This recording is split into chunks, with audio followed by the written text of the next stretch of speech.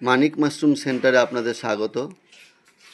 আজ খুব আনন্দের সঙ্গে জানাচ্ছি, গত 3 দিন আগে আমি একটা ভিডিও করেছিলাম এই সিলিন্ডারগুলোর ভিডিও, এবং সেই ভিডিও আমি পোস্টও করেছি।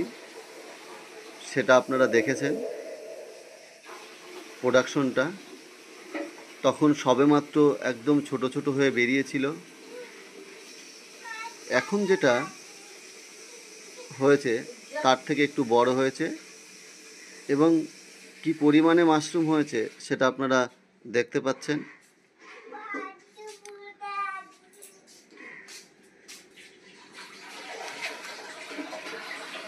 যারা জানেন না তাদের উদ্দেশ্যে বলছি, এটা মিল্কি মাশরুম।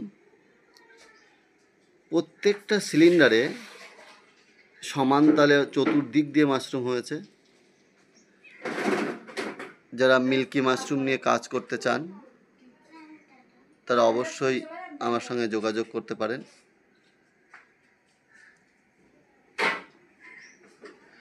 প্রথমে আগে সিলিন্ডারগুলো দেখিয়ে নিই কেমন প্রোডাকশন হয়েছে। আমার 4 নাম্বার লটের প্রথম প্রোডাকশন এটা।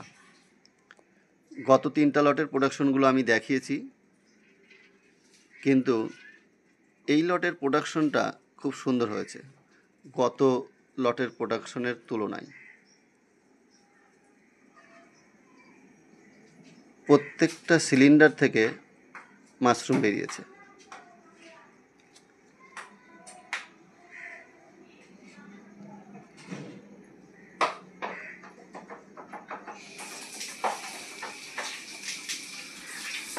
সচরাচর আমি মিল্কি মাশরুম এবং অয়েস্টার মাশরুম নিয়ে ভিডিও দিয়ে থাকি, কারণ আমার চ্যানেলটাই হচ্ছে মাশরুমের ওপরে বেশ করে চলে। যারা মিল্কি মাশরুম নিয়ে কাজ করেন তাদেরকে আমি কিছু পরামর্শ দিয়ে থাকি, কিভাবে ক্যাশিং করবে, কিভাবে ক্যাশিং মাটি তৈরি করবে, এবং কিভাবে রিক্যাশিংয়ের বিষয়টা আমি বলি, বারবার রিক্যাশিংয়ের বিষয়টা বলি। কারণ রিক্যাশিংটা যদি না করা হয় তাহলে এই যে পরিমাণে প্রোডাকশন হয়েছে সেই পরিমাণে প্রোডাকশন হবে না। শুধুমাত্র 4 সাইড দিয়ে 2-4টা করে প্রোডাকশন হবে। প্রত্যেক মিল্কি মাশরুম চাষিদেরকে বলবো, আপনারা অবশ্যই রিক্যাশিংটা কিন্তু করবেন, এবং যখন মাশরুম তুলে নেবেন, তোলার পরে যেসব জায়গাগুলোতে গর্ত হয়ে থাকবে সেই সব জায়গাগুলোতেই আবার একটু করে ক্যাশিং মাটি দিয়ে দেবেন।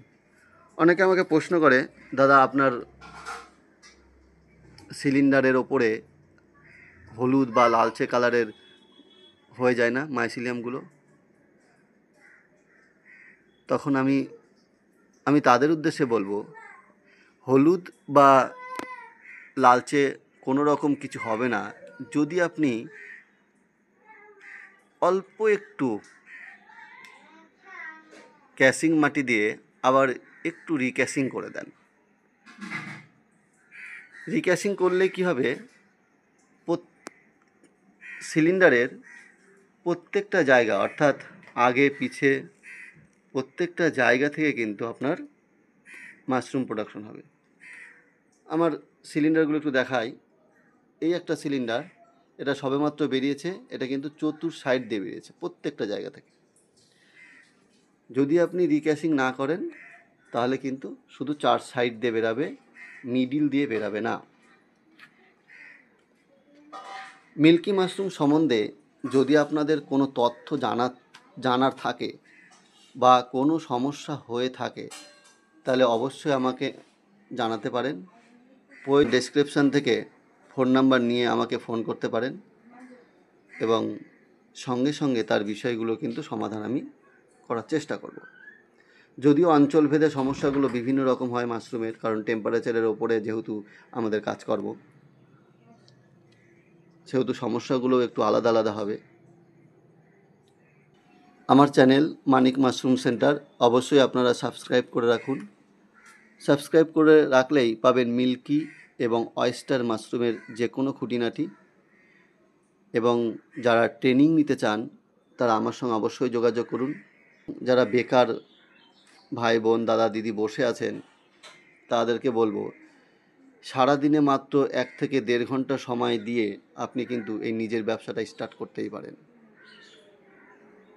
কারণ এই নিজের ব্যবসা কিন্তু আপনি যা করছেন, কেউ জব করছে, কেউ প্রাইভেট জব করছে, কেউ তার নিজস্ব কাজ করছে, কেউ টোটো চালাচ্ছে, বিভিন্ন মানুষের পেশা বিভিন্ন রকম। সেই পেশাকে বহাল রেখেও আপনি কিন্তু মাশরুম চাষ করতে পারেন। আর মাশরুম চাষ করে যদি আপনাদের অল্প কিছু আর্নিং হয়, তাহলে আমি বলবো আপনারা ঘরে সময় ব্যয় না করে মিল্কি মাশরুম এবং অয়েস্টার মাশরুম, অর্থাৎ এখন 12 মাস মাশরুম চাষ করার বিষয় চলে এসেছে। 12 মাস আপনি মাশরুমের সঙ্গে যুক্ত থাকতে পারবেন এবং 12 মাস আপনার একটা ইনকাম আসবে। ধন্যবাদ।